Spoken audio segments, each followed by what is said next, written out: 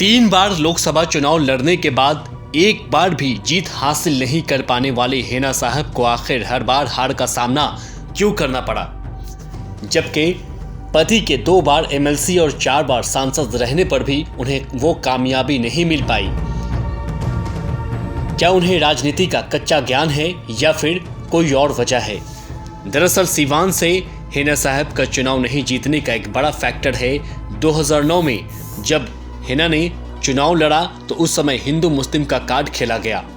फिर 2015 में मोदी लहर ने हिना साहब को पराजित कर दिया और फिर 2019 में भी हिंदुस्तान पाकिस्तान की बात हुई जिसमें हिना को फिर हार का सामना करना पड़ा।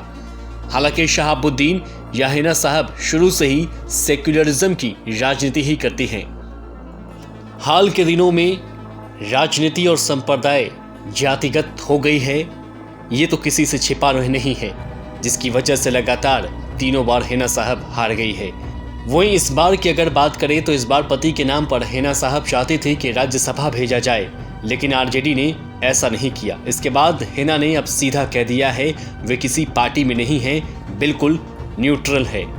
अब ऐसे में देखना दिलचस्प ये है कि सीवान लोकसभा सीट से लगातार चुनाव लड़ती आ रही हिना साहब इस बार साल 2024 का लोकसभा चुनाव निर्दलीय लड़ेंगी या फिर किसी और पार्टी के साथ लड़ेंगी।